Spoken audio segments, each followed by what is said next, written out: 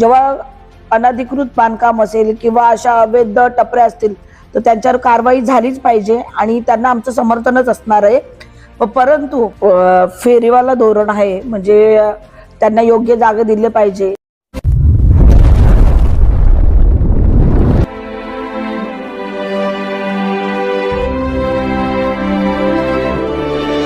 अंबरनाथ नगरपालिकेने सध्या शहरातील अतिक्रमण आणि बेकायदेशीर बांधकामे हटावची मोहीम मोठ्या प्रमाणात सुरू केली आहे, जिचं नागरिकांकडून आता स्वागत होताना दिसतंय।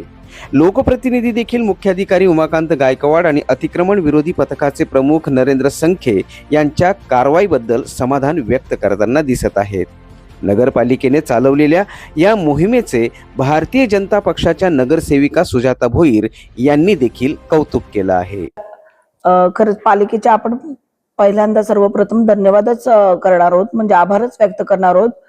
कारण की आता पानटपऱ्या हटतायत, तसं लोकांचेही प्रश्न आहेत की अजून जे नागरिक प्रश्न विचारतात, काही की कसं जेव्हा दुसऱ्या टपऱ्या असतात तर त्या हटवण्यात आलेल्या नसतात। आता आपण काय बोलतो का त्या टपऱ्या कोणाच्या आहेत, पण आता महिला बचत गट असतील, सिंगल महिला असेल किंवा विधवा महिला असेल, म्हणजे तर अशा महिलांसाठी आपण सोय ही पालिकेने शक्यतो केली पाहिजे।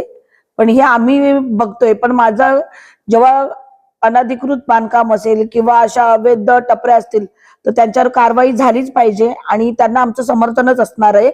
परंतु नगरपालिकेला एक विनंती असणार आहे की त्यांचं फेरीवाला धोरण आहे, म्हणजे त्यांना योग्य जागा दिले पाहिजे।